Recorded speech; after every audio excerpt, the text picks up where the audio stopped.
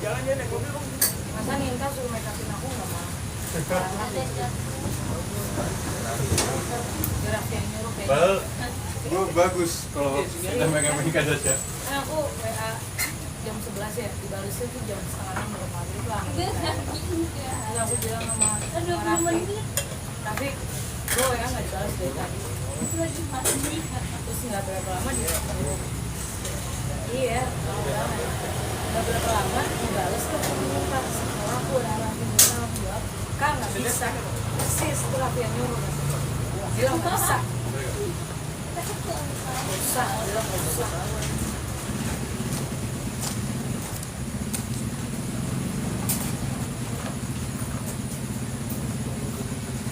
Bi, ngapain Bi? Oh,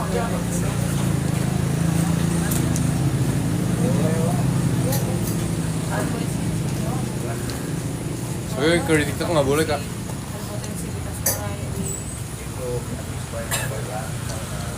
Itu kakak gue yang jelas waktu itu.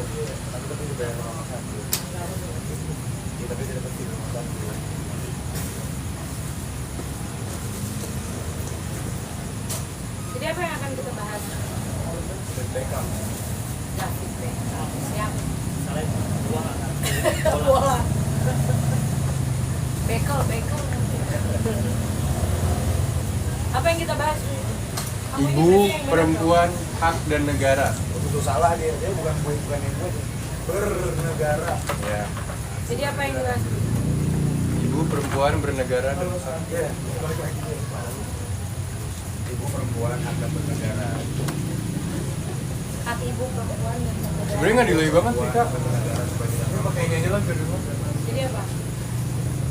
Yang Taruh ini di Iqbal yang sana tuh. Di Iqbal yang sana tuh. Iqbal tukang barber tuh. Iya. Jadi apa? Kamu mau ngomong apa? Gua apa aku moderator aku nanya-nanya aja sama baca aja. Ya apa yang kamu bilang? Jangan caca ya. Bismillah.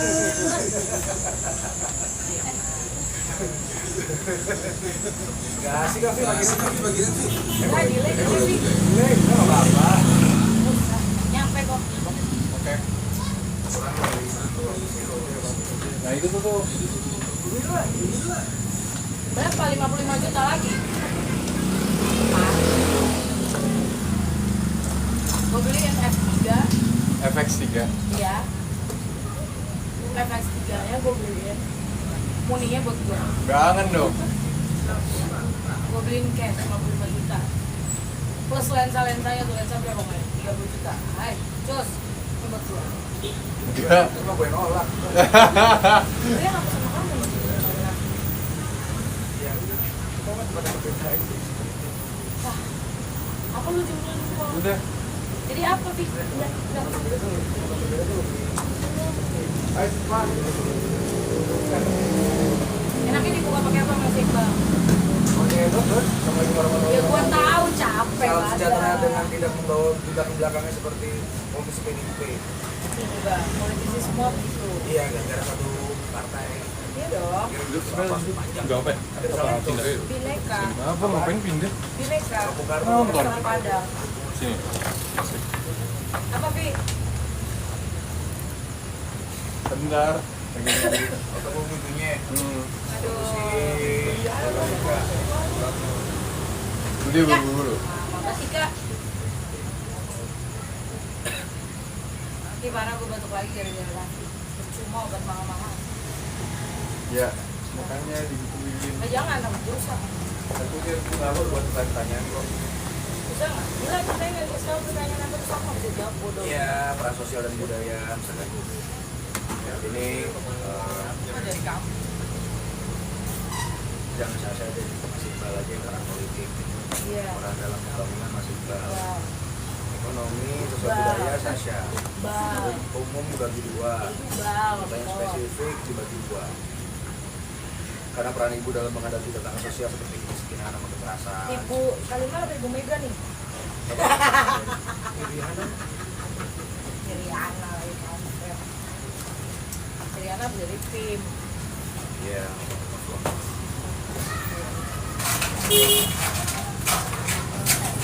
Ini ada politiknya apa enggak? Ada ini. Pertanyaannya. Ada non. Boleh nggak live di dan dia? Hah? Live di dan dia. Nggak. Live di gua Gak bakal gue kasih lagi lu. punya ininya nggak? Gua? Live di gua gitu. Nggak ada. Boleh. Boleh, tapi lu nggak mau ini. Emang gimana cara yang live gua? Bisa pakai yang satu lagi. Pakai satu lagi aja, pakai yang mahal itu.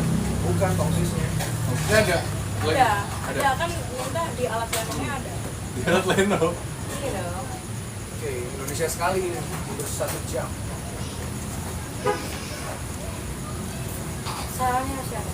Ya, satu kotak lah. Iya, tersalah kita. Kotak biru. Aku datangnya pas, Iqbal datangnya pas. Iqbal tuh sampai sini sebelum 1930 loh. Jadi salahnya Raffi. Bang gimana bang? Ini taruh kantor dulu. Oh deket dong.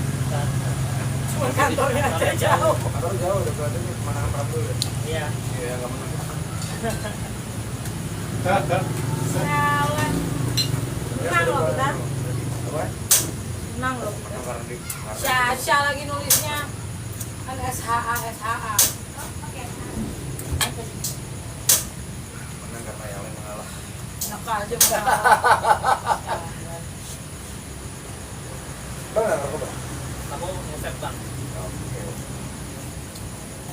Kalau dulu ngapain Bel? Ya juga Lebih mungkin bahaya. kan.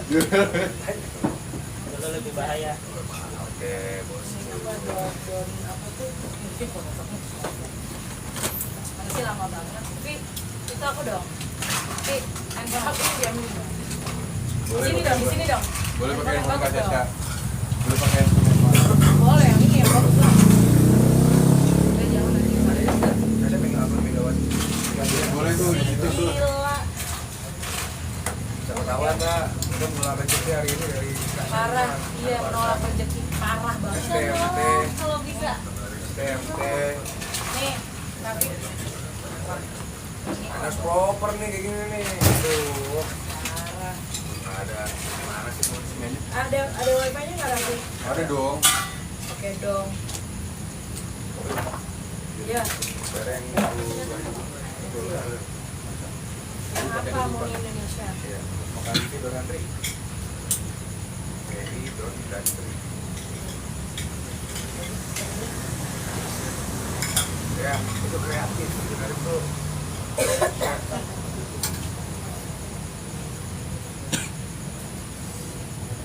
Next lagi. Siap semua ya.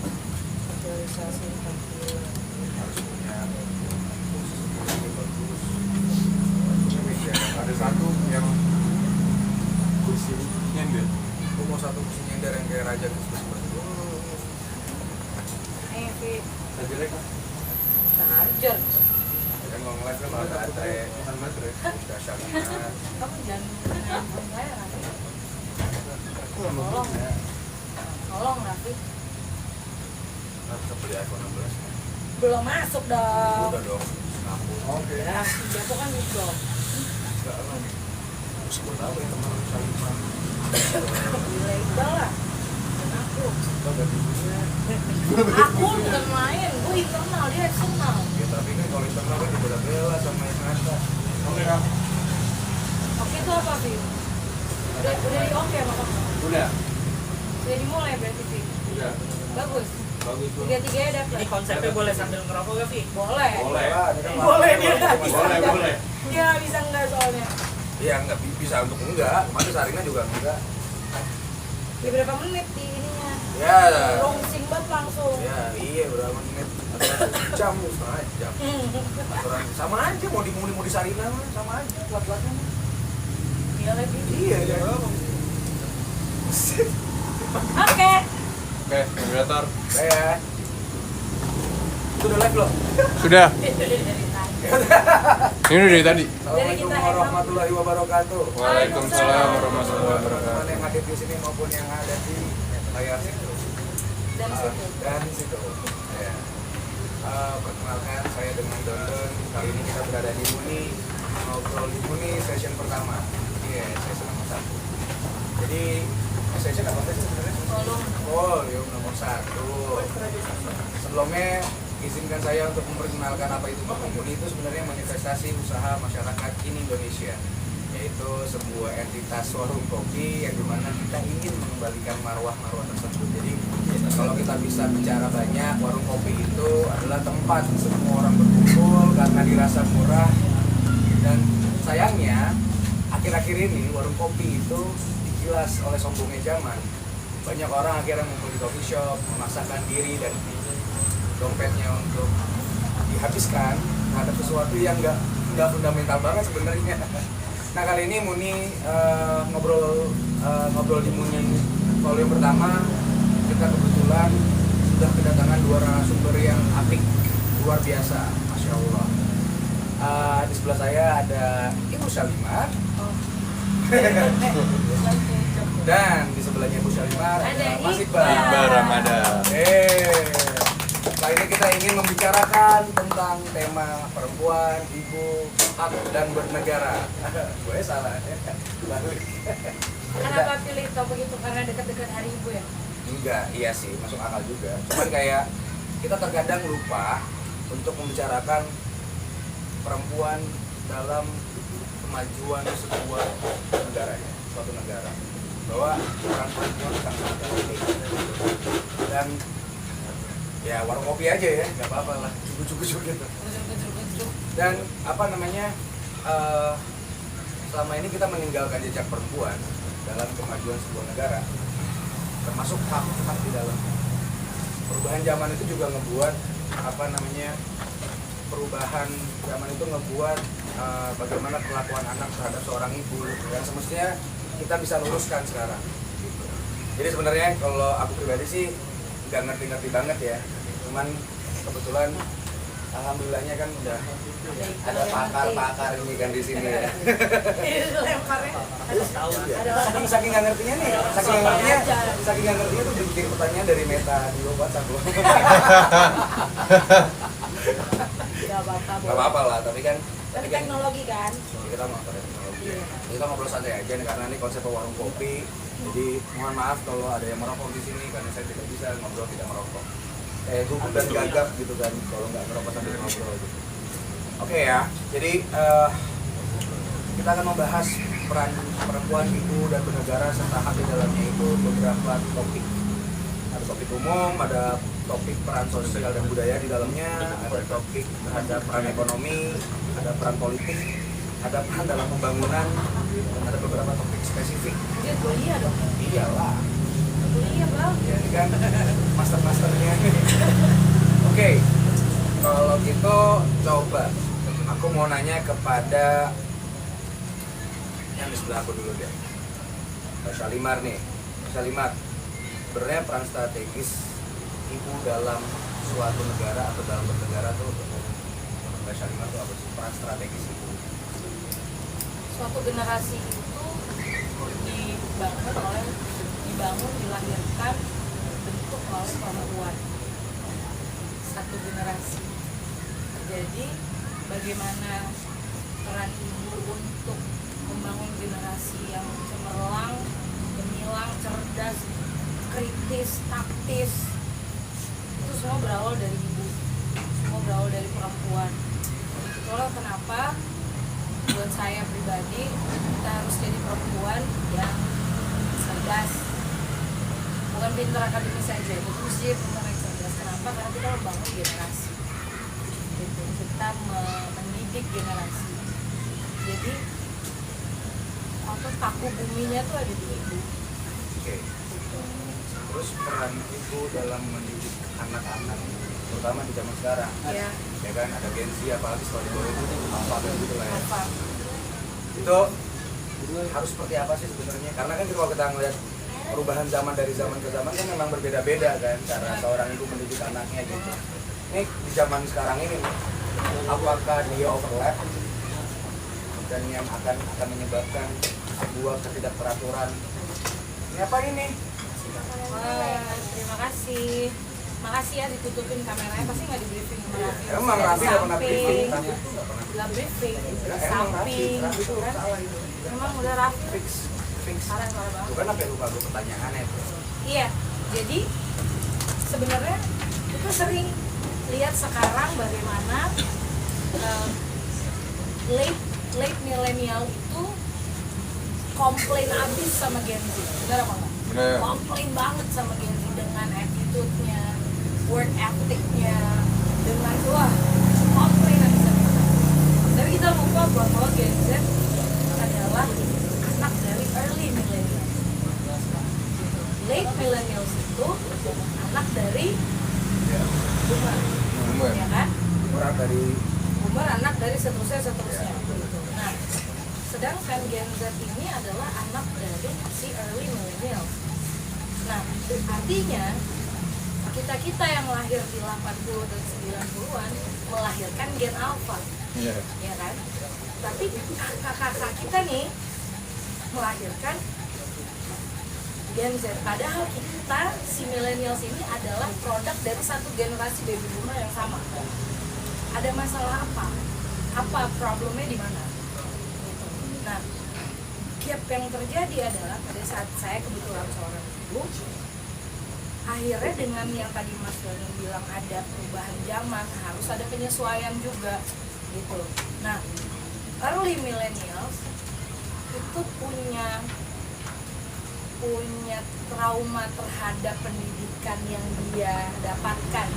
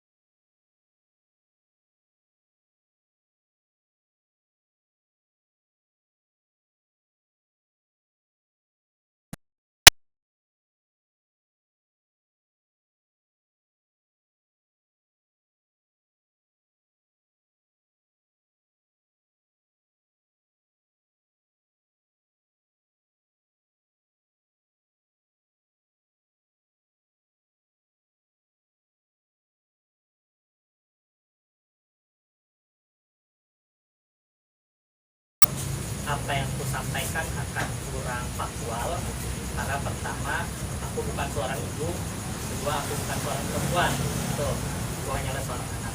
Nah, yang kedua adalah tadi aku mau menambahkan dari sebenarnya peran ibu dalam negara itu cukup signifikan ya. Misalkan kita bisa lihat di bukunya Who's The Adam Smith Dinner. Adam Smith adalah salah satu tokoh ekonom yang kemudian membangun teori atau bagaimana biasa kita sebut dengan kapitalisme. Nah, ada sebenarnya si penulisnya kalau nggak salah Catherine Mansell, dia menulis ada kegagalan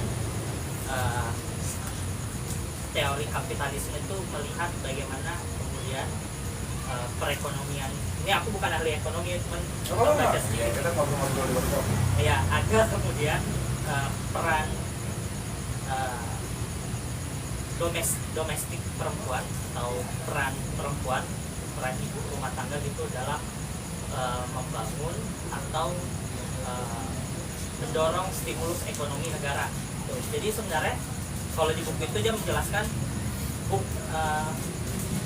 bukan perusahaan, bukan bagaimana perjanjian atau jual beli ekonomi yang meningkatkan ekonomi negara gitu yang sebenarnya memberikan dampak yang positif itu terhadap pertumbuhan ekonomi negara, tapi justru yang menambah dampak dan stimulus efek yang positif terhadap ekonomi negara itu adalah pengeluaran yang domestik, yang sifatnya domestik tadi, pengeluaran ibu rumah tangga. Dia setiap hari beli susu buat anaknya, setiap hari ke pasar gitu. Justru roda-roda perekonomian yang secara mikro itu justru lebih aktif tuh di ruang-ruang yang tradisional kayak pasar, warung kopi gitu. Bukan justru yang membuat atau mendorong perekonomian kerakyatan gitu. Jadi dia nggak ditarik pajak, lebih mudah lah gitu jadinya. Jadi nggak banyak potongan lah gitu dari pajak. Apalagi sekarang kan pajak kalau nggak salah PPN udah mungkin 12% ya. Nah, kedua kalau ditanya kemudian aku mungkin bisa jawabnya mengenai haknya ya. Apa sih peran perempuan gitu dalam berbagai macam hal gitu. Sebenarnya peran perempuan menurutku justru harusnya lebih dijadikan sorotan yang lebih ya di era di situasi atau di kondisi budaya kita yang serba rasanya aku mau sebutnya maskulin lah atau patriarki gitu. It's a man's world.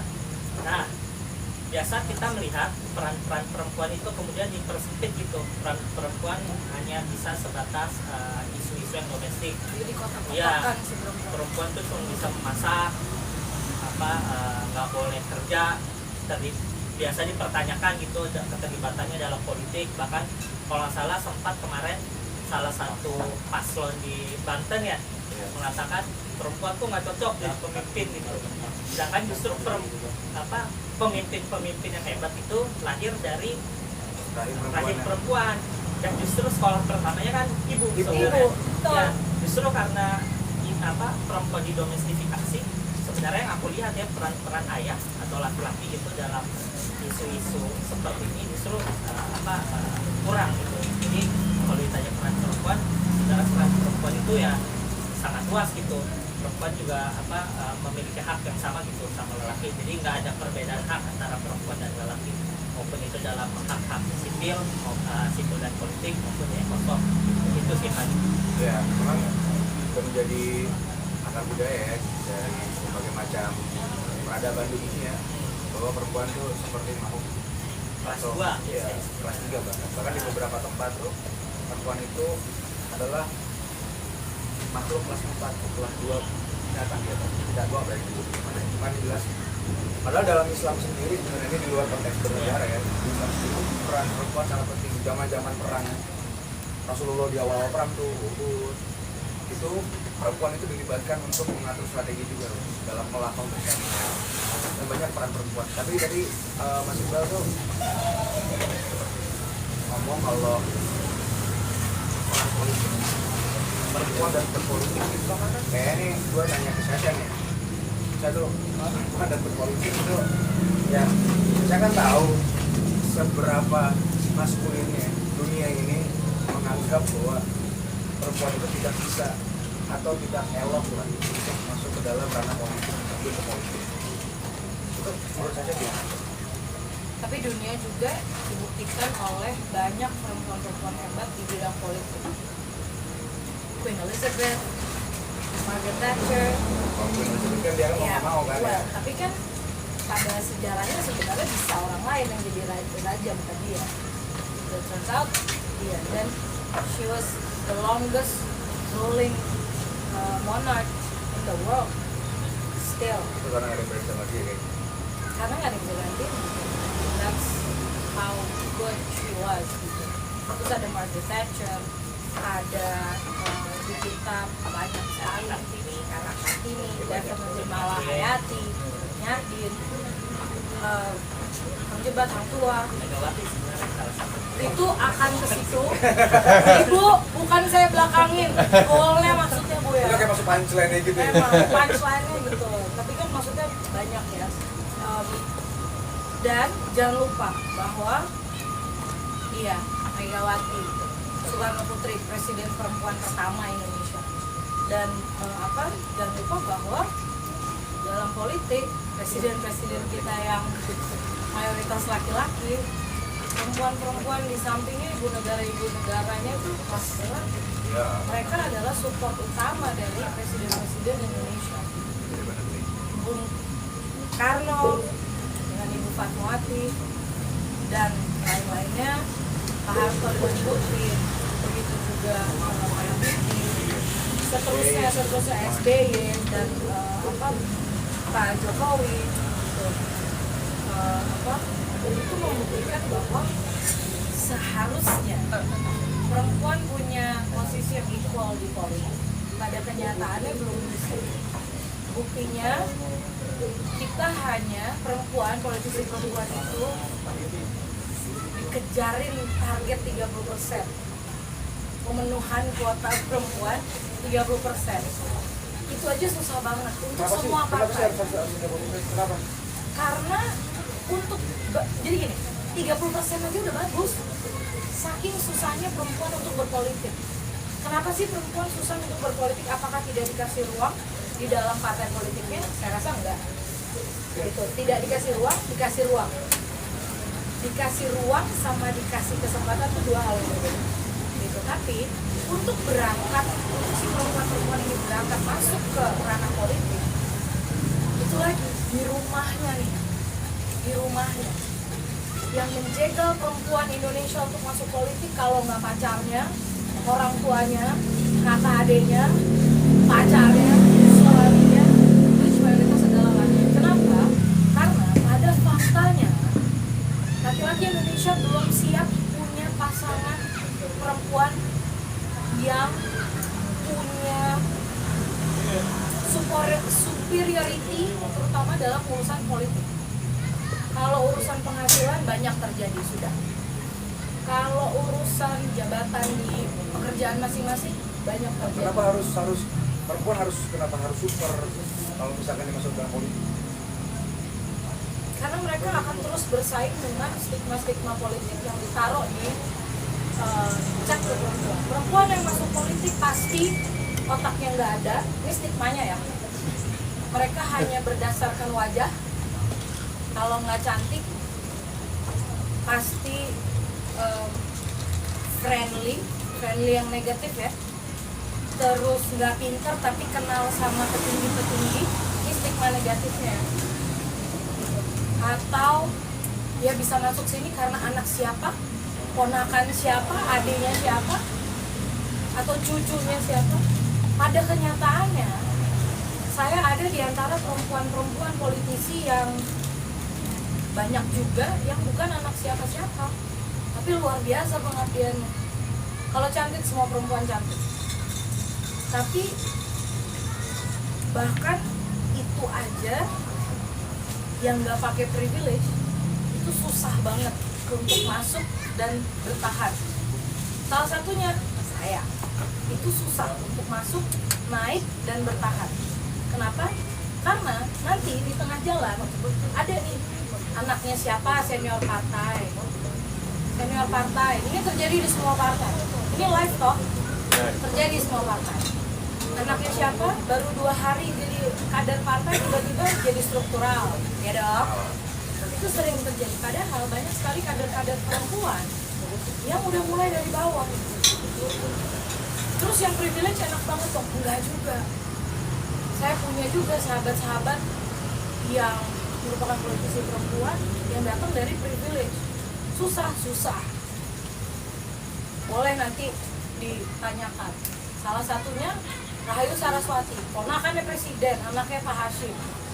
Boleh cek di dia punya Instagram, dia pernah cerita punya privilege sebagai ponakan Prabowo, enak di Gerindra, enggak. Ya, itu kan stigma ya. Nah, tapi stigma itu Karena kan tadi kan dijalankan setiap hari loh. Ya dengan kita ngomongin ini kan kita menjalankan stigma tersebut sebenarnya. Ini Ya makanya coba gua kata aja itu pasaran ini. Gua balik ke Mas Iqbal. Mas tadi kita sering dengar frasa ya. Kayak perempuan tuh kalau bergelut di dunia itu mau politik, apa kayak bisnis, wanita karir itu jauh lebih ambisius gitu laki-laki. Pernyataannya mungkin nggak seperti itu ya, karena kan human size saja. Ya kan? Terus untuk menganulir frasa tersebut gimana? Karena itu kan bagian dari, karena kan suatu saat kalau ini dibiarkan mungkin 100 tahun lagi, 200 tahun lagi ini akan menjadi heritage kita yang akan yang akan meledak gitu. Karena kan time bomb aja sebenarnya kan, kita kan kelihatan ada ayam aja gitu, tapi ternyata kejadian KDRT di mana-mana karena laki-laki yang nggak terima gitu kan. Buka Twitter tuh banyak banget laki-laki yang ngatre akhirnya, terus cuman dia merasa super power kalau di rumah, kalau dia nggak kerja nggak apa-apa, ini bukan merendahkan, tapi ini kan sebagai contoh aja gitu kan. Ini kan pelan kita anggap ini hal yang bukan tabu gitu lah ya. Frasa itu bukan frasa yang tabu lah, jadi jokes saja gitu. Terus karena lo harus membuat suatu tesis terhadap apa yang harus dianulir di masa akan datang, terhadap apa yang kita buat di sekarang ini, itu gimana? Jadi pertama mungkin kalau dari strategi perlindungan terhadap perempuan dan anak atau kelompok rentan ya, kadang itu aparat penegak hukum atau bahkan masyarakat melihat isu KDRT itu isu yang sifatnya privat. Padahal itu bukan isu yang sifatnya privat gitu, apalagi sudah terbentuk ya kekerasan ya. Itu sifatnya pidana dan harus perempuan dan anak itu masuk dalam kelompok atau masyarakat rentan gitu. Yang mungkin secara langsung rentan terhadap rentan dalam politik, ekonomi dan sebagainya. Terus yang kedua, sebenarnya untuk menjauhkan frasa atau stereotyping yang dilakukan oleh dunia ya, tempatnya perempuan itu bisa aja. Ini kalau dari sudut pandang perempuan aku sebenarnya nggak bisa menyampaikan banyak hal karena menurutku aku nggak akan mewakili bagaimana penderitaan yang dialami oleh perempuan ribuan tahun gitu, bahkan dari Yunani kuno gitu yang menyebut perempuan adalah bayi kecil itu yang bertubuh yang otaknya masih bayi itu. Nah itu kan penderitaan panjang ya. Terus belum lagi perbudakan dan sebagainya. Nah, paling sih yang aku mau lihat banyak kemudian yang terutama laki-laki lakukan adalah melihat perempuan sebagai objek, entah itu objek seksualitas dan sebagainya. Itu pertama. Yang kedua yang harus dilakukan laki-laki adalah melihat perempuan itu setara gitu dengan laki-laki, sama gitu, yang membedakan hanya fisik aja gitu. Tapi untuk hak dan sebagainya ya tetap sama gitu, sama-sama manusia, nggak ada perbedaan antara perempuan dan laki-laki. Terus ketiga yang harus ditanamkan adalah mungkin kita harus mengajarkan adik-adik, terus laki-laki lainnya atau bahkan perempuan, kalau sebagai seorang manusia, kalau Pram itu bilang kita harus adil sejak dalam pikiran. Ya.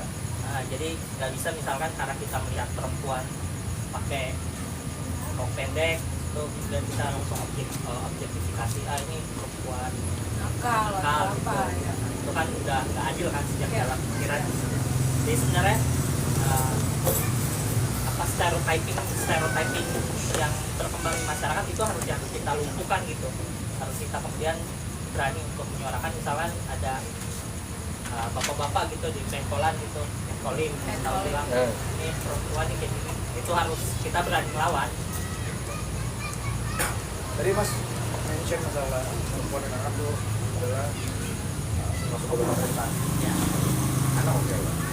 Itu landasan hukumnya jelas kan? Iya jelas, makanya kan kalau misalkan ada di beberapa, terutama di kepolisian ya, itu ada mungkin PPA, perempuan dan anak, ada Komnas juga, ada Komnas perempuan dan anak.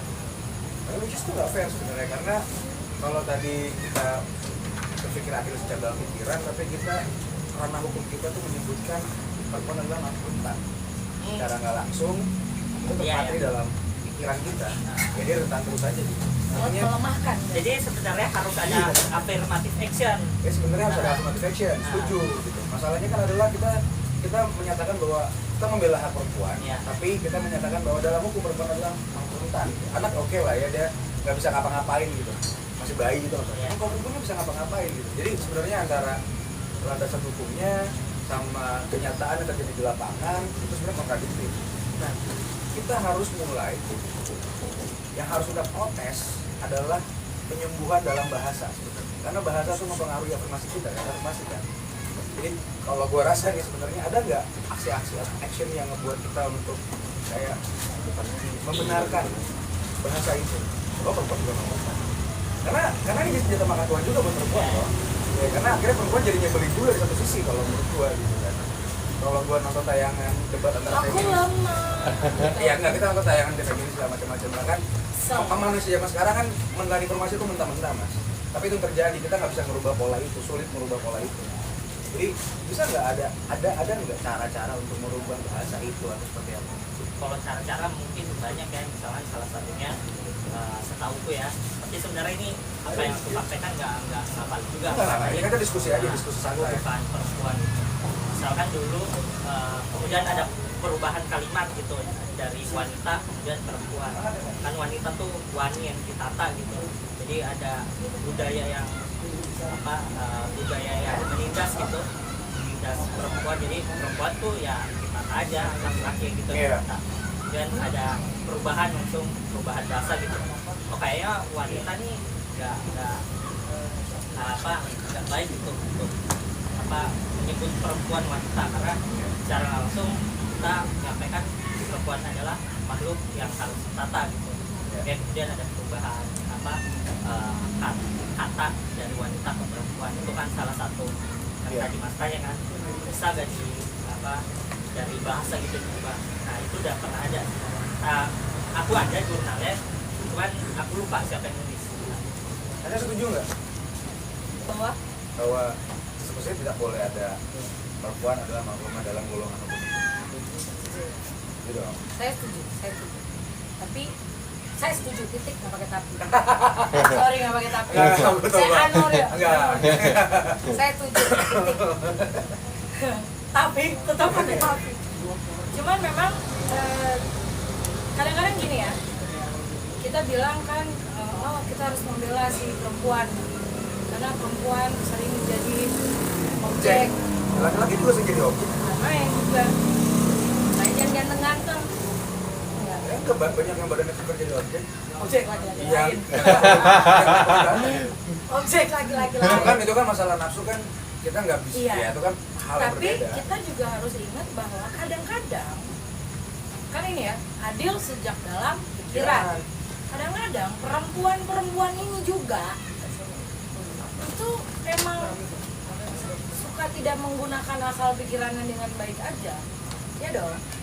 Sekarang kita banyak meneriakan, banyak feminis ataupun orang biasa gitu, tidak bisa, nggak harus kita sebut feminis, yang meneriakan kesetaraan perempuan, kesetaraan gender perempuan dan laki-laki, memberikan kesempatan yang sama dalam politik, pekerjaan, gaji, hak dan lain sebagainya. Tapi pada saat perempuan ini di tempat-tempat tertentu dilemparkan dengan tanggung jawab tertentu atau ditawarkan atau diberikan kesempatan, mereka nggak ambil, lalu melemahkan dirinya dan merasa bahwa perempuan Ya lo kenapa?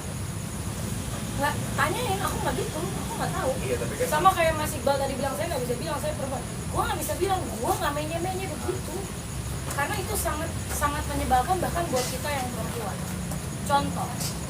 Contoh sederhana saja, saat ditanya misalnya yang anak kampus nih, ayo kita KKN atau ayo kita pelayanan masyarakat, di mana kita turun ke masyarakat, kita memberikan penyuluhan gini, baru turun nggak ada 15 menit, ini panas banget sih, gini banget sih. Keluhan sekecil itu saja sudah bisa menjadi awal bahwa nggak mampu dong. Iya dong, itu sederhana banget. Mungkin kesannya wah penjelasannya kali-kali recehan banget. Oh enggak, kita mulai dari bawah. Sereceh itu loh perempuan tuh bisa. Dan itu menyebalkan buat saya yang perempuan juga gitu. Melihat perempuan-perempuan sekarang mendadak lemah hanya untuk menarik perhatian atau hanya untuk tampilan di luaran untuk sekali lagi menarik perhatian, itu menyebalkan. Bahkan itu menyebalkan buat laki-laki yang melihat juga. Nah, itulah yang lalu bisa menjadikan mereka justru jadi ladang pemanfaatan si laki-laki. Ladang pemanfaatan itu kan kita nggak harus ke arah misalnya pelecehan seksual apa, nggak usah ke situ. Waktu, uang, apa, pemanfaatan aja gitu. Pikiran apa, oke, lo nggak mau panas, lo kerjain tugas gue semuanya ya, kan tulisan lo rapi apa segala macam, ketikan lo rapi, tapi lo nggak usah panas misalnya. Atau misalnya di kantor, ya lo yaudah lo stay di kantor aja ya, gue yang jalan, gue yang apa. Pada saat apa pekerjaan event, bagian konsumsi pasti perempuan. Kenapa? Satu, domestikasi pasti. Dua, kadang-kadang aduh mesti loading, mesti apa, nggak mau, nggak bisa, panas, udah deh gue konsumsi aja. Jadi yang perempuan sendiri yang merendahkan, padahal sudah banyak kok laki-laki yang bisa, respeknya sudah baik sekali kepada perempuan untuk disetarakan, tapi emang dibikin nggak setara. Jadi setuju, tapi kadang-kadang beres juga Mas Tuan. Gitu. Berapa persen sebenarnya kalau tadi ngomong masalah kemiskinan itu perempuan yang miskin itu ya? Kayak dari yang saya kenal berapa persen? Oh, di lingkungan aku? Iya gitu ya. Nggak ada, gue buang soalnya. Iya yang begitu perempuan tuh receh, deket gue lemah gitu, goodbye. Iya berapa persen? Tapi selalu ada, dan sayangnya itu ada di Gen Z lagi, aduh kesel deh.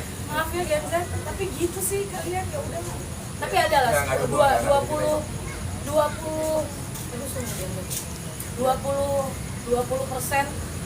deh perempuan-perempuan di hidup gue tuh ada yang begitu, tapi bukan mereka juga tidak punya kelebihan di tempat lain. Pasti ada kelebihan di tempat lain, tapi kadang-kadang bikin capeknya adalah lalu ya mau diangkat lo yang nurunin sendiri. Karena nggak bisa berkontribusi terhadap tim gitu juga. Atau terhadap dirinya sendiri. Mas gue pengen ngomong yang fundamental ya dan arah kepada pikiran juga kita perempuan secara melahirkan yang bahwa apa yang tadi saya kemukakan, gue tuh ambil yang paling receh-recehnya aja perempuannya ini gitu misalkan yang melemahkan dirinya sendiri. Iya, itu kan dari pandangan lu aja Mas, di luar disiplin ilmu lu, di luar kebiasaan lu apa, tapi aku mau tahu dari pandangan lu aja apa yang akan, bagaimana caranya agar hal ini diaplikasikan, dikemukakan, digaungkan yang efektif, efisien, agar persentase perempuan yang akan melahirkan generasi penerus yang dalam tanda kutip negatif itu sempit atau berkurang jauh, tidak akan drastis. Gimana cara mengaplikasikan? Kalau menurutku ya mungkin salah satunya membuka ruang partisipasi gitu, perempuan dalam banyak hal gitu, misalnya partisipasi politik. Soalnya politik kan kemudian yang menentukan bagaimana hukum itu dibuat kan.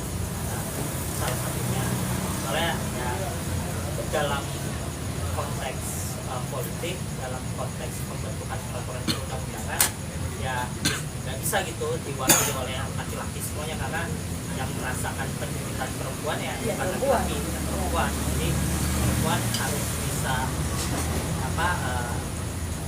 lebih banyak itu terlibat dalam partisipasi politik. Tapi mampu potong. Tapi kan tadi saya bilang sendiri kalau dibatasi. Nah sebenarnya kalau menurutku ya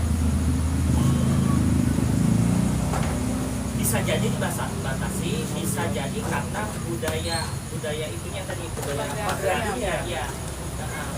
Budaya yang seperti itu kemudian kan yang mungkin gini ya bahasanya, ada perempuan misalkan yang mewakili atau terlibat aktif di dalam politik, cuman ternyata apa yang dia sampaikan, apa yang dia aspirasikan justru nggak mewakili perempuan itu sendiri.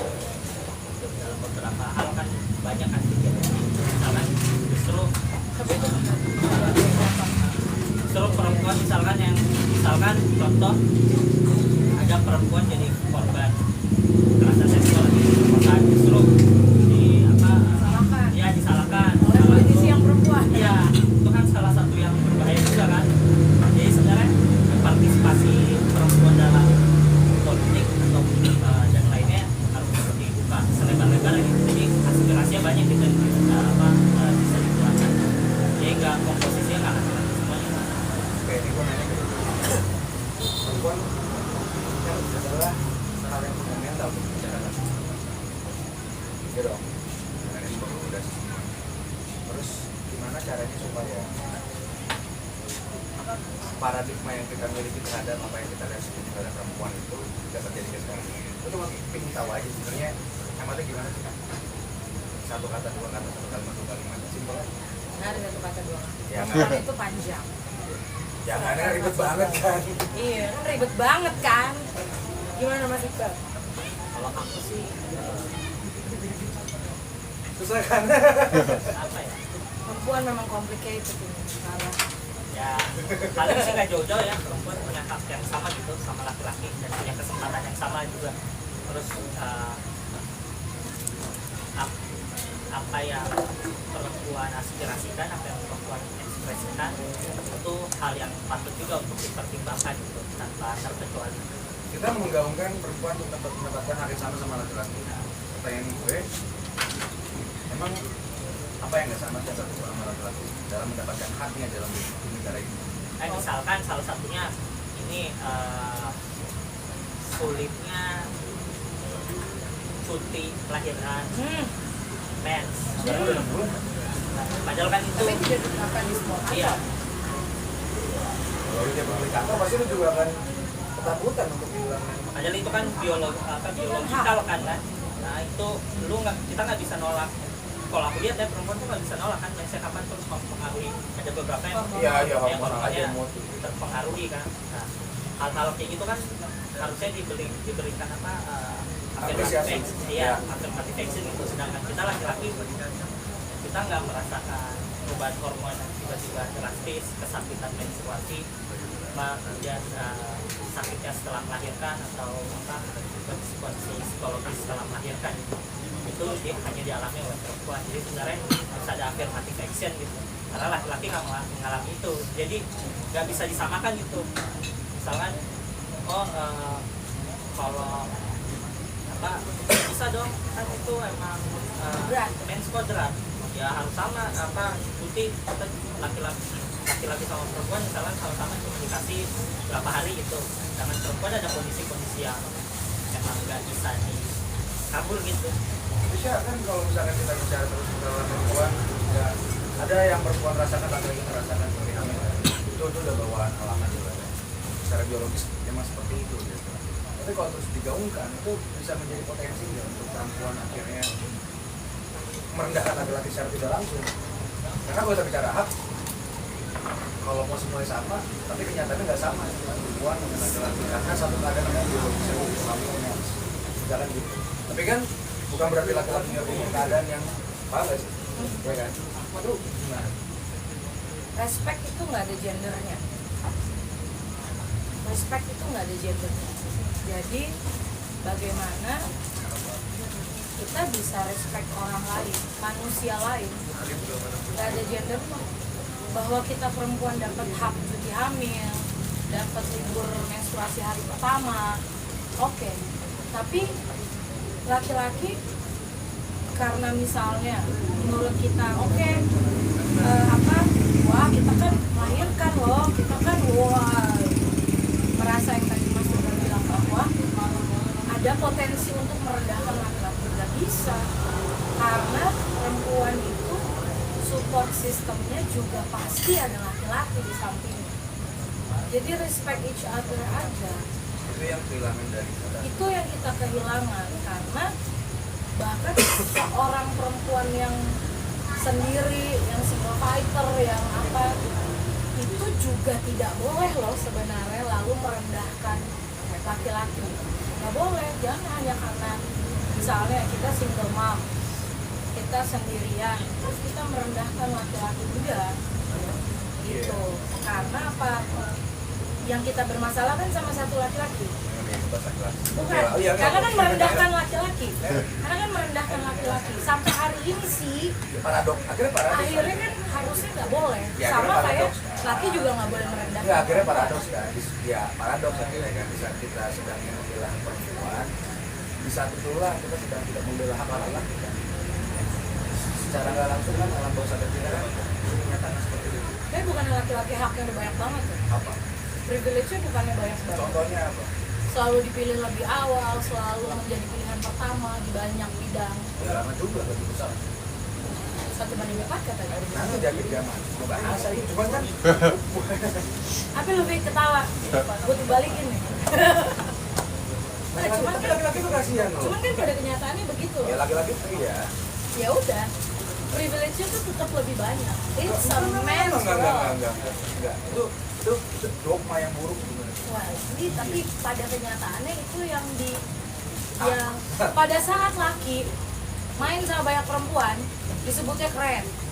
Pada saat perempuan satu main sama banyak laki disebutnya apa? Murah. Iya, tapi Udah. kalau ngomongin anekdot kayak gitu kan banyak nih. Kita lihat di ya Twitter atau di TikTok itu aja kayak haknya aja. Itu privilege-nya udah beda itu. Iya, tapi- Tetap enakan kalian. enggak juga. Bukan masalah enak gak enak. Privilege bukan tuh, nggak enak. privilege tuh bukan enak gak enak sebenarnya. Itu kan salah juga kalau kita Tapi nyebut itu privilege adalah sebuah yang iya ya, enak. privilege bukan enak Bukan enak, tapi ya. stigma yang lalu Semakin nempel. gini nih, semakin Nggak- banyak nggak privilege, jelek. semakin banyak privilege orang itu panggul, semakin banyak beban yang dia punya. Harusnya Iya kan. pada kenyataannya kan udah ngerti. Kita belum ngomong kenyataan, kita baru ngomong teori aja. Pada teorinya tidak dijalankan itu. Jadi tanggung jawabnya buat mereka nggak dipikirin, lebih kepada Ayo contoh konkret, privilege aja. contoh konkret lagi. ya itu udah. Selain itu apa? Kalau aku tangkap ya, jadi sebenarnya masalahnya adalah budaya patriarki itu dan maskulinitas gitu.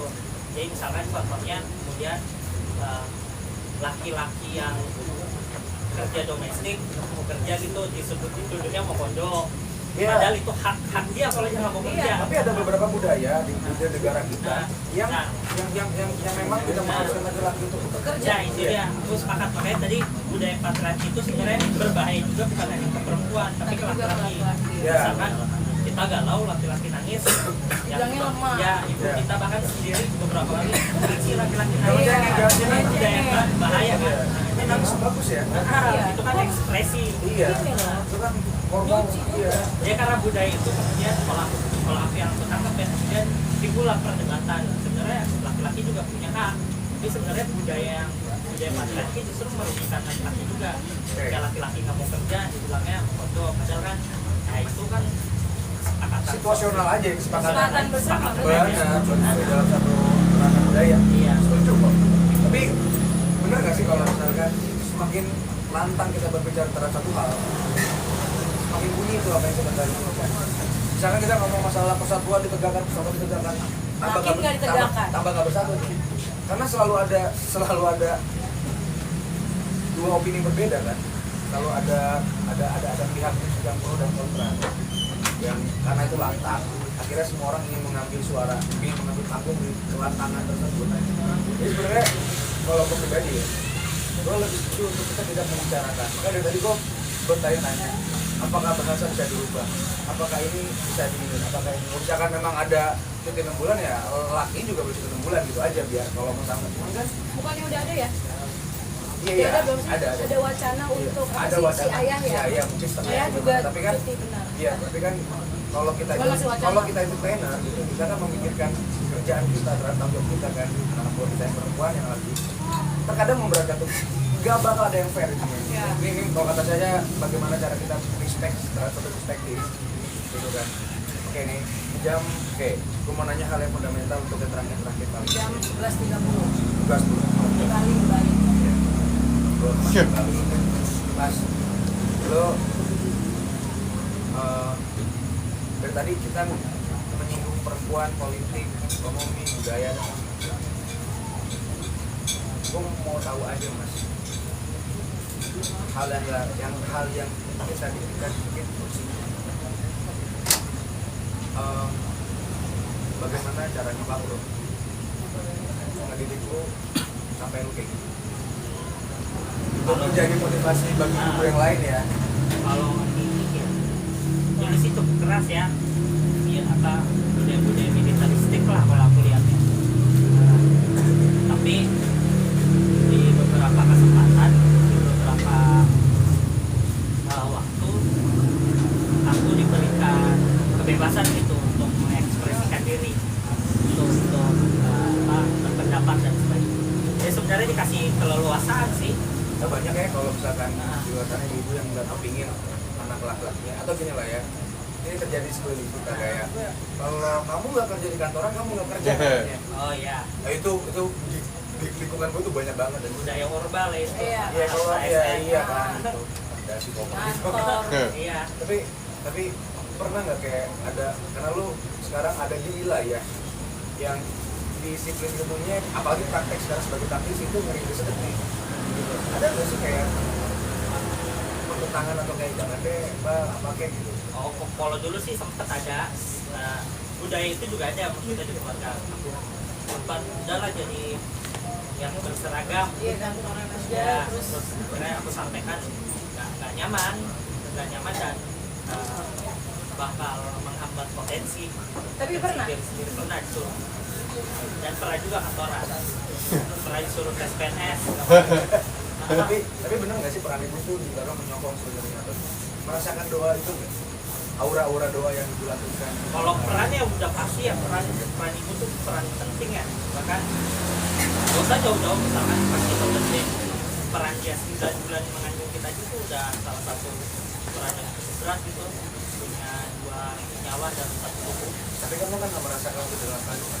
Kita kan cuma tahu hegemoni itu doang kan, tapi ya. kan kita nggak ngerasain. Nah itu salah satunya bisa. Yang kedua bagian ini sebenarnya kadang ini juga ya jadi dilema juga. Kadang orang tua tuh merasa paling tahu apa kondisi anaknya gitu. Tapi di satu sisinya kalau misalkan di budaya Jepang katanya ada 3 wajah manusia, yang satu di keluarga, satu di rumah sendiri, satu di pertemanan. Kan ada 2 wajah yang orang tua nggak tahu. Jadi sebenarnya yang penting komunikasi aja sih ke orang ibu dan bisa bertanggung jawabkan apa yang kita sampaikan. Jadi nggak lip service. Soalnya biasa ada anak bilangnya, Bu, aku nih di luar ABC itu bagus lah. Ternyata mah bohong gitu. Itu kan menghilangkan trust dan kepercayaan. Nah, itu nanti berbahaya, jadi hubungannya udah mulai krisis. Berarti Iqbal kan sebenarnya kan disiplinnya kan di ilmu hukum, Nah, jurusan sarjana hukum. ya, Kebanyakan orang masuk hukum jadi lawyer, tereng, ya. lawyer yang mentereng nih, bukan di LBH. Ada nggak kayak kekhawatiran terhadap ekonomi di masa depan? kalau kekhawatiran dari ibu Oh. Iqbal ya, ada nggak pernah ngobrol apa gitu nggak? kekhawatiran sih nggak ada ya. Kekhawatiran Restu ya. ya restu. Intinya sih ya kalau waktu itu, jadi dulu aku sempat lawyer inilah profit. Iya, bahasanya itu ya. Budayanya lawyer profit kan kita susah lah ya bedain yang abu-abu apa Iya. uang yang hitam putih Warna mana putihnya abu-abu semua tuh. Iya. Heeh. Putih sih. Iya, abu-abu semua kan, kita bermain di ruang abu-abu. Jadi sebenarnya waktu itu perdebatannya adalah lebih baik kita bermanfaat bagi orang lain atau kita sering bermain di wilayah abu-abu, lama-lama hal itu jadi kebiasaan dan kita jadi susah membedakan mana yang benar dan mana yang tidak, mana yang salah. Jadi lebih baik. Ya, begini ada didukung ya. Kelima, sebagai seorang ibu dari 4 orang anak, ya. akan Waduh. Waduh. Kalau plus kan 5 ya. Anaknya itu 2. ya lah, sebagai ibu dari banyak 3. dari banyak anak yang anggap kamu ibu tuh banyak. Karena seumuran kamu tuh anggap kamu ibu. Aduh, transferan urusannya biasanya itu. Bisa harapan apa sih yang saya pengen punya dari anak saya? Ayah kah? Apa? Berat Kalau ini. misalkan salah satu anak saya nih disiplin ilmunya tuh di jalur yang ekstrim, tapi bukan yang halal, tapi ekstrim yang menyebabkan keamanan dirinya sendiri itu terganggu dan macam-macam. Iya, di masa depan kita nggak bisa ngerti, itu lebih sulit. So, Ekstrim nih. iya, apa harapannya apa sih? Karena, tapi gue nggak mau jawabannya formalitas ya itu. Oh, nggak mau ini ya. Harus dari hati. Kalau di warung kopi tuh orang biasanya ngomong tuh nggak gitu juga. Itu kan ada Feni Rose aja di situ. Itu kalau di warung kopi tuh orang biasanya ngomong apa adanya. Kalau tamu pulang tuh orang ngomong politik di warung kopi. Karena nggak ada tekad di sana. Iya. Jadi hard to work aja. Pengen apa sih sebenarnya? Gak biasa. Backsound musik sedih nih. Ini. Jadi nggak boleh yang ini ya. Jangan lah formalitas, jangan ngobrol di warung kopi. Iya. Ya ada kantin DPR.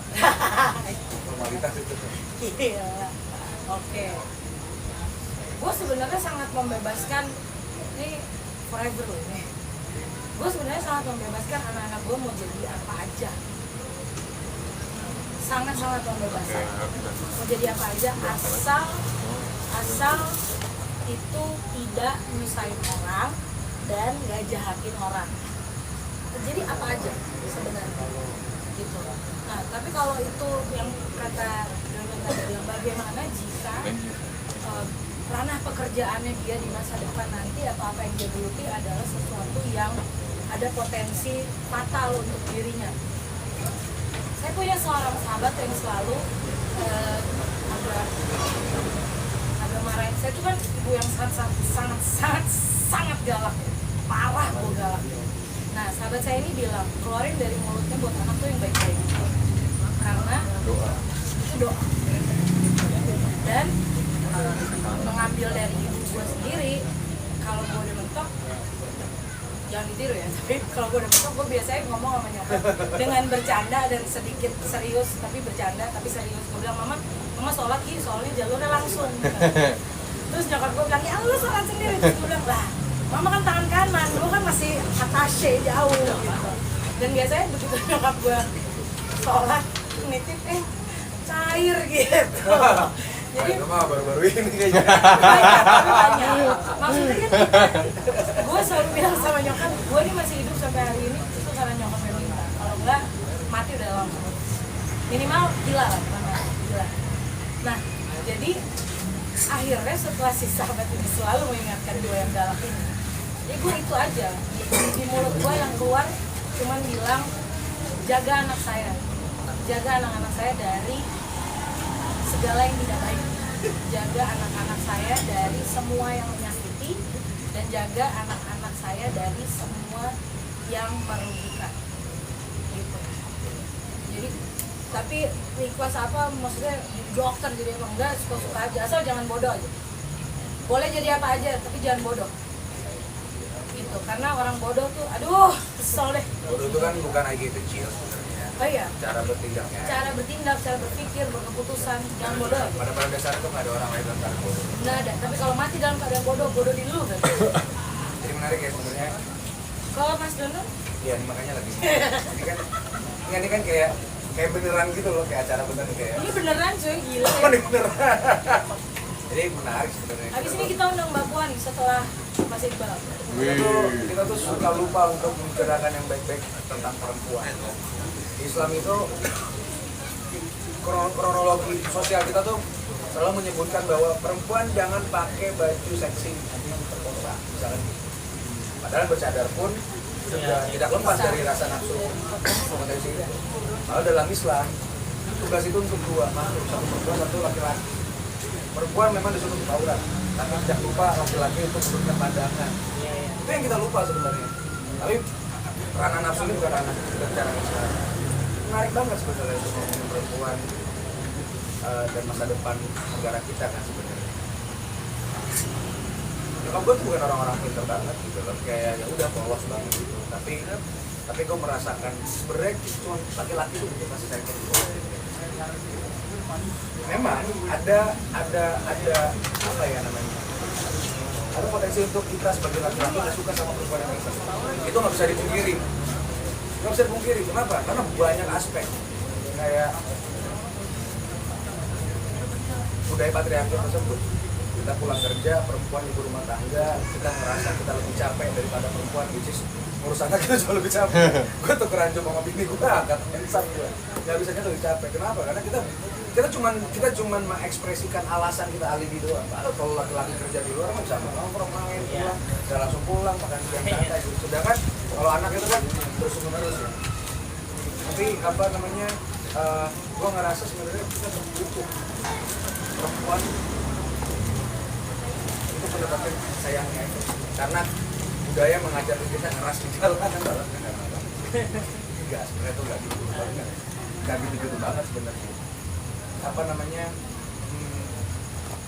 menarik lah ya membahas perihal perempuan di warung kopi. Biasanya di warung kopi itu membahas bola, membahas perempuan juga, tapi dalam konteks yang negatif. Iya dong. Warung kopi zaman dulu. Ya. Zaman sekarang ngomongin pacarnya kan. Ya, Jadi tapi- positif dong, iya, cinta-cinta. Tapi kan ini kan yang membuat warung kopi ya kembali dengan segala konsekuensi pengetahuan ya kan. Gitu. Makanya habis itu Mbak Puan. Ya, Mbak Puan sini, aduh gimana bro? Aduh. Jadi, gue terima kasih banget untuk Iqbal, Syahmar, terima kasih sudah datang. udah mau berkunjung ke warung kopi ini. Ini percobaan pertama kita. Volume 1 loh. Volume 1 mungkin dengan Dan segala Iqbal keterbatasannya. Boleh nggak sih ada yang nanya? Enggak, ini kan untuk votingnya dulu kan ceritanya. Kamu mau nanya? Kamu mau nanya? Ya udah. Makasih ya Vi pertanyaannya. Aku mau nanya buat Gila lagi. Eh, Beneran? Mas Iqbal dulu. Oh, Apa iya. sih yang ngebuat Mas Iqbal nih, seorang Mas Iqbal yang gue udah kenal cukup lama, tiba-tiba berapa tahun gak ketemu berubah menjadi seorang pegiat bantuan hukum gitu, yang beda banget dari dulu. Iqbal yang gue kenal sama Iqbal yang sekarang tuh bener-bener eagernya tuh apa sih yang Iqbal main sama ngebikin Iqbal serius. ngebikin Iqbal tuh kayaknya gue harus memperjuangkan hak-hak seseorang atau masyarakat sekitar negara gitu. Terus kalau untuk Kak Syasha sendiri sebenarnya sama pertanyaannya, apa yang ngebuat Kak Syasha tuh memperjuangkan hak perempuan? Padahal kan sebenarnya Indonesia ini kan mayoritas negara muslim ya, yang dimana seharusnya masyarakatnya itu tahu kalau derajat wanita tuh lebih tinggi daripada laki-laki sebenarnya. Cuman dari negara sendiri pun yang which is sebenarnya negara kita ini mayoritas Islam nggak menyadarkan akan hal itu. Terus sama kalau misalkan nggak ada Rasulullah, mungkin kita kurang ajar sama ibu kita, karena ibu baru bapak. Perasaan Kak Syasha sebagai seorang ibu tuh dibela sama Rasulullah tuh kayak gimana sih? Terima kasih. Silahkan kamu dulu. Apa dulu ya? Aku nyari dulu di Google. Sebenarnya nggak usah nggak ikut sih jawabannya. Cuma Iqbal dulu santai-santai gitu. santai banget. Maksudnya Ya pada umurnya dong. setiap orang pasti punya Fase itu. fase itu, terus punya apa ya, di hati terkecilnya pasti ada kesayangan. Manusia kan Terlahir baik. lahir putih kan. Nah, pertanyaannya adalah kapan kita mau sadar dan masuk hati kecil kita. Jadi karena kita sering yang ketidakadilan itu misalkan di jalan, atau enggak paling gampang sebenarnya sih kalian suka sedih tuh mas, nah, kalau kita lewat pondok indah, ada rumah gede, di depannya ada orang kakek-kakek. Ya, timpangan sosial dalam gambaran Iya, yang kita tahu. ketimpangannya gampangan ya. Itu kan Potret itu. iya, untuk hati kan nggak ada nge-trigger. Terus ya disitulah pertanyaan permasalahannya apa sih, itu bisa ada orang yang punya sumber daya uang banyak tapi di depannya dia menjual mendapatkan 50.000 sehari aja itu sulit. Itulah sebenarnya kemudian kayak lebih baik gue coba mempelajari hal-hal kayak gini deh dan bantu orang. Kalau kan nggak mungkin kita setiap hari kasih orang Kasih, duit betul. habis. Juga iya. Jadi mendingan cari tahu lah bagaimana kemudian ketimpangan ini bekerja dan apa penyebabnya. Itu sebenarnya nggak trigger. Sebenarnya nggak semua orang kayak Mas Ina. Betul dengan anak-anak kan sekolah di sekolah gue naik berbayar duduk di samping sama main handphone dia nggak ngeliat keadaan sekitar. Nah itu dia sebenarnya tugas tadi ibu sama orang tua untuk menumbuhkan empati dan simpati. Mau kata, maknya, PR-nya di emak. Ya berarti bapak nggak punya peran dong, kasian banget sih bapak nggak punya peran untuk Tempatnya nyari dulu juga ini. Tapi Kalau- bapak juga dua. Enggak, karena kontradiktif banget nih. Nah. Kalau misalkan kita tugas ibunya itu sama dengan Oh iya. sama dengan menyatakan bahwa ibu tuh adalah ibu rumah tangga doang kan. Nah Ya enggak dong.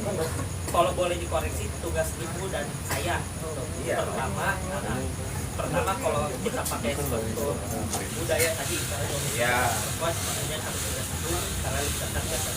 Terus biasa kan dalam konteks bapak kadang bapak juga banget ya kan sih.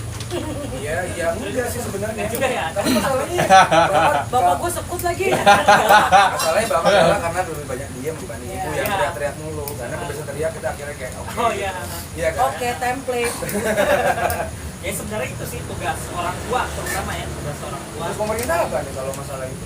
Nah, tugas pemerintah kewajibannya memenuhi pendidikan. Iya. Nah, sama memenuhi kewajibannya untuk memberikan kehidupan yang layak bagi warga Kesejahteraan. negaranya. Kan dua doang tuh, dua doang tugas konstitusi kan. Iya. Cerdaskan kehidupan bangsa. Iya. Orang pakai mikir, Iya. pakai miskin, ya kan? Satu, dua, 3. Patah berapa kayak tapi hari jalan. Pada dasarnya sebenarnya tadi bicara tuh kontradiktif banget. Bener. Iya nggak? Iya kan? Udah dijawab belum pertanyaannya? Udah. Udah. Aku ya? Ya. Hmm. Jadi Raffi pertanyaan orang baru. Ini bisa dijadiin gitu nggak sih? Oh, iya dong. Bisa. Jadi gini, Mas Raffi. Saya itu seorang ibu dan seorang ayah di satu badan. Jadi untuk tertiga anak saya ayahnya sekaligus ibunya.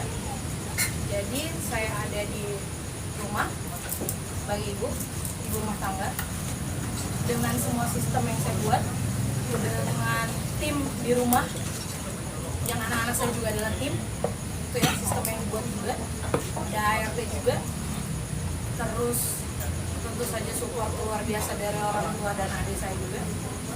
Lalu di luar saya seorang pekerja untuk mencari nafkah, untuk menjalankan sistem ini juga gitu.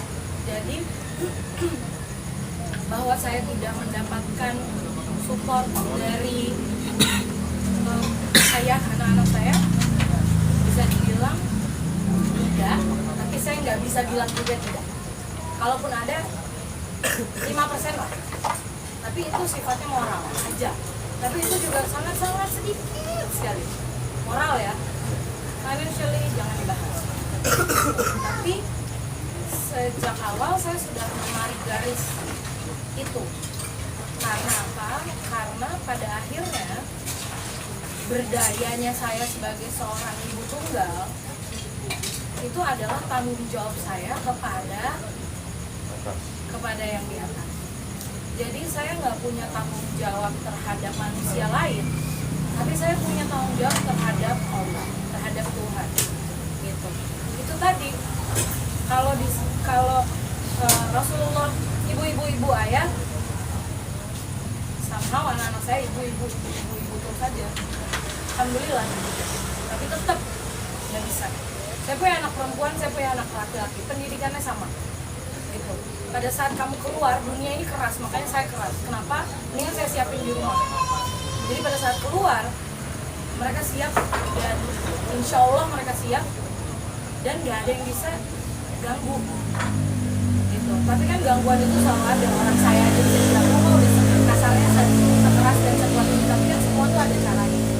Semua tuh ada aja, kaitan tuh ada aja cara gitu. Nah tapi fondasinya disiapin, dan kekurangan saya sebagai manusia, bukan sebagai ibu ya, karena jadi ibu nggak ada sekolah.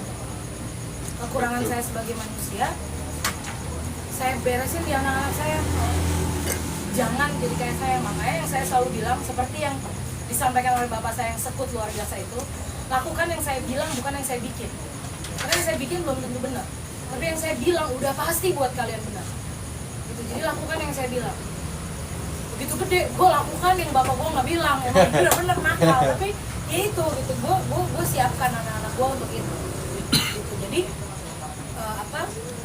dan tadi gue udah cerita sama Raffi, gue lupa udah pada cerita sama Dodan apa belum, tapi ini gue akan sampaikan sama Iqbal bahwa gue terselamatkan akhirnya juga gara-gara ibunya Iqbal.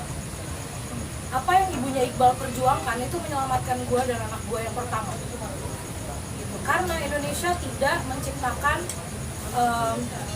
akte kelahiran dengan anak ibu,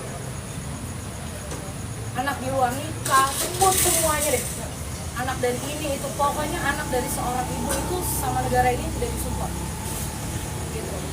Begitu, YouTube gue banyak banget membahas tentang ini, bukan sesuatu yang memalukan, ini pelajaran buat semua. Tapi gue terselamatkan oleh perjuangan dari mamanya Iqbal. Jadi untung Iqbal lahir, jadi ibunya fight buat itu dan menyelamatkan gue dan banyak ibu lain. Di akta anak gue yang pertama, dia anak gue sendiri, anak ibu. Kalau waktu itu mamanya Iqbal tidak fight sampai MA ya, sampai MK, ya MK, beliau nggak fight sampai MK, nggak ada tuh ibu-ibu Indonesia, susah banget. Kalau tadi ditanya, lo emang kenapa? Emang nggak bisa sekolah? Asli nggak bisa sekolah. Baru mau masuk TK aja pertanyaan pertama yang ditanya aktenya mana? Zaman dulu kalau nggak sepasang nggak bisa bikin akte. Nah, Iqbal datang dari mana? Dari salah satu pejuang pemberdayaan perempuan itu juga ibu. Gitu, dan gue terselamatkan dari itu. Dulu Om Arswendo almarhum sama Pak De Slamet Raharjo yang menenangkan nyokap gue dan bilang, Mas Cica menang kok, ini nggak akan kenapa-napa.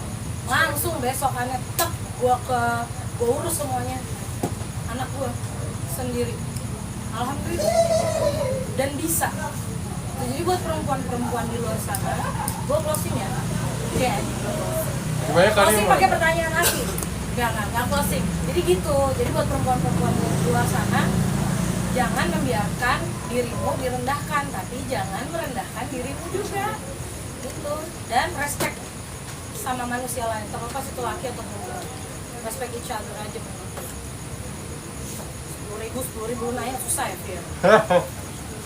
Bayar.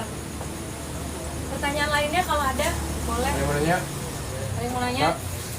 Dari teman-teman yang apa tuh ada 200-an kurang lebih di belakang yang tidak terlihat kamera ya. Banyak banget. Alhamdulillah. Silakan kakak-kakak. Boleh. Ya, cuman mungkin pertanyaan saya hampir sama kayak Mas Raffi ya. Backgroundnya dulu, jadi dulu itu ibu itu kan teller bank, memang ketemu bapak akhirnya nikah. Cuman saat nikah dan lahir saya itu ibu masih kerja, memang keadaannya itu masih kerja. Cuman akhirnya memang setelah hamil dan lahir adik saya, kebetulan perempuan, disuruh berhenti kerja memang dengan bapak. Akhirnya kayak yaudah urus anak-anak aja gitu. Alternatifnya sini mungkin memang sih kalau eh, dari saya memang mungkin karena ibu kerja juga, jadi mungkin kayak kurang dipegang sama ibu juga gitu. Dengan kalau saya bedakan dengan adik saya itu ada rasa pendidikan dan ini yang beda mungkin kan. Cuma kan mungkin karena efek ibu pernah kerja. Memang setelah itu saya mikir kayak ya udah ibu handle anak aja gitu. Karena kan perbedaan di situ. Tapi setelah saya ya makin besar juga, akhirnya mikir kayak memang sih saya kalau mungkin kedepannya ingin punya berpasangan itu, ingin pasangan saya sebenarnya stay, cuman di satu sisi kasihan juga karena mungkin pasangan saya juga pernah kuliah juga, sekolah juga, masa dianggurin gitu sekolahnya gitu.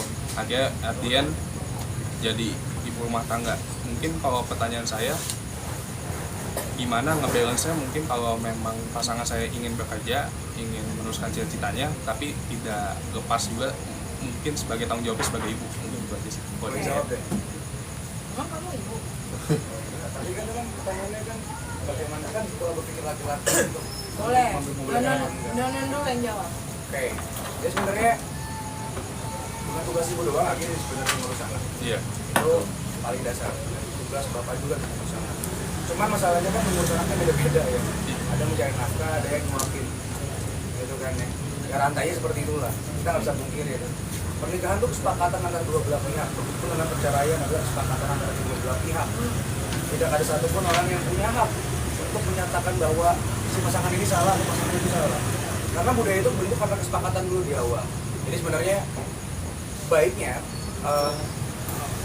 kegundahan dalam berpikir atau gimana itu tidak boleh. Kenapa? Karena once lu enjoy sama apa yang lu jalanin sama istri lu, sama anak lu, dan lu happy bertiga, berempat, berlima sesuai dengan anggota keluarga lu, nggak ada orang di luar sana yang berhak untuk menyatakan lu nggak happy karena keberadaan lu. Misalkan gue teman lu gitu, ini lu jadi rumah tangga aja deh, nggak usah kerja gitu. Nanti gini. Orang yang bertanya kayak gue itu nggak punya hak, karena itu kesepakatan lu sama keluarga lu, maksud lu. Jadi begitu lu menikah, lu punya simbiosis baru, punya dunia baru yang bahkan kedua orang tua istri kita tuh nggak punya hak untuk yang terlalu banyak mencampur adukan tangannya ke dalam pernikahan. Ekosistem lo sendiri Yes, tuh. that's it. Gitu. Jadi itu apa dari khawatir.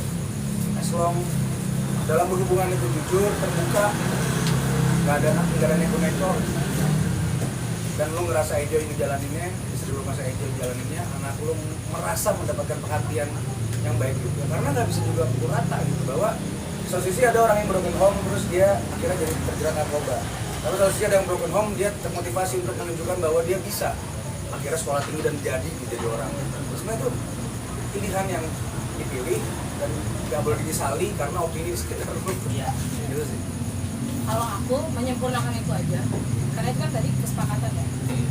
Kalau aku berdasarkan pengalaman sistem aja, bikin aja sistem. Ibu yang stay at home mom itu luar biasa banget. Tapi working mom juga luar biasa. Jadi nggak ada yang lebih kurang di antara dua-duanya. Gitu. Stay at home mom maupun working mom. Karena percayalah, stay at home mom pengen punya me time, working mom pengen punya di rumah waktu sama anak-anaknya. Memang nggak bisa dapet semuanya, tapi sistemnya aja dibangun. Gitu. Dan kalau untuk yang kita mengerti, karena kan banyak ya kenapa harus ayah ibu bekerja, kan urusannya ada kan ada kebutuhan rumah. Ya dong, pasangan-pasangan muda yang udah punya anak satu tapi harus 2 income, itu kan banyak alasan. Dibangun sistem aja gitu, dan artinya pembagian waktunya tuh harus luar biasa. Me time-nya tuh adalah include anak di dalamnya, jangan pernah nggak di-include anak. Dan itu tadi, kalaupun nanti pilihannya adalah ibunya di rumah, bapaknya kerja, bukan berarti pada saat pulang ya kamu enak di rumah aja. Wah, sangat-sangat hindari kalimat-kalimat kayak gitu. Istrinya juga gitu, kamu enak di luar walaupun kerja tapi kamu di luar, masih bisa jalan-jalan apa, masih bisa makan siang apa, aku enggak gitu. Itu juga jadi kompromi. Marriage is about compromise. Tapi itu tadi, komunikasinya tuh jujur aja, suka nggak sukanya tuh diomongin, jangan pakai nggak enak, orang udahlah suami istri, kalau kentut kita bau ya terima, udah suami istri kan. Jangan tiba-tiba bang ya lari kentut dia biar wangi biar bagus terus, jangan. Justru dikomunikasiin, terima apa adanya tuh bukan enggak, sistem yang dibuat komunikasinya sama kompromi dan jujur artinya jangan karena rumahnya panas terus cari hasil di luar, paham ya maksudnya begitu.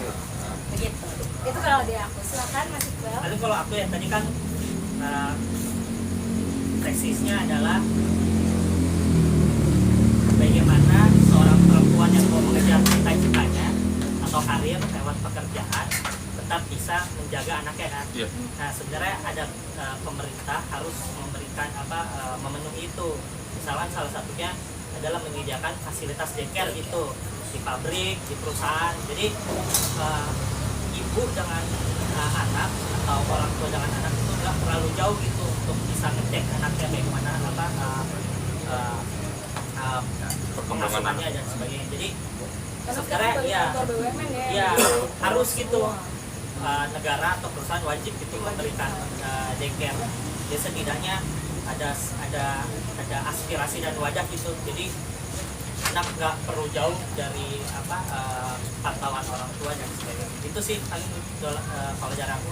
Jadi harus ada daycare dan harus dibebaskan juga gitu untuk perempuan bisa mengasuh anaknya di kantor gitu tanpa mengganggu kerja-kerjanya. Makanya perlu diberikan fasilitas daycare. Itu sih. Mau nanya lagi?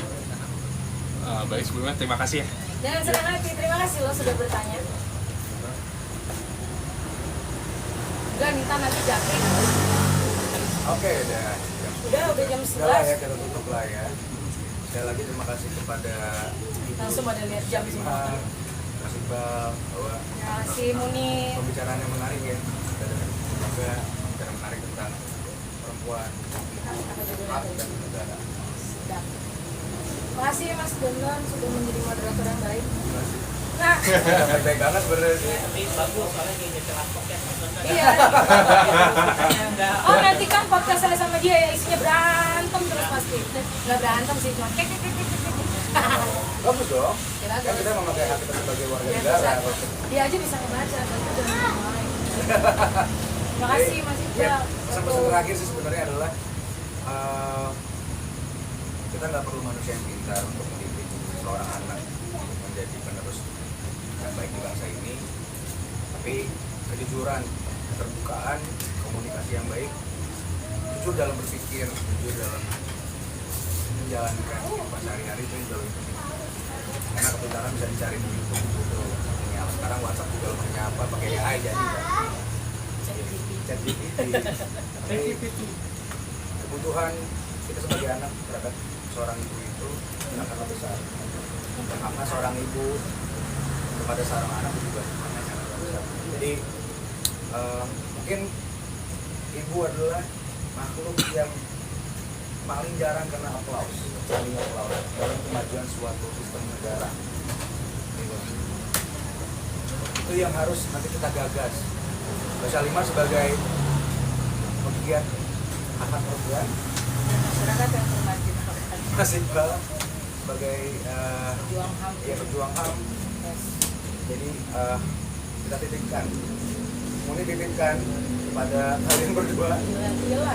Iya, you juga gitu. Kerja bareng-bareng. Kerja bareng-bareng, kolaborasi, Enggak, kalau solid bergerak. enggak. Kalau jangan terlalu kalau anak warkop, bukan anak coffee shop ya, anak warkop kan maunya nitipin doang. Mau nitip doang. Iya, kita kan suka nongkrong gitu, ngobrol kalau gitu. Tapi kadang apa yang kita obrolin tuh ternyata benar masuk akal. Insya Allah. Gitu. Terima kasih ya, Mas Iqbal. Makasih ya. Terima kasih Jangan Mas lupa ya. Dana. Iqbal, thank you ya. Terima kasih teman-teman yang sudah hadir di sini, yang sudah nonton di sini juga. Ya. Tepuk tangan. Bye. Let's go.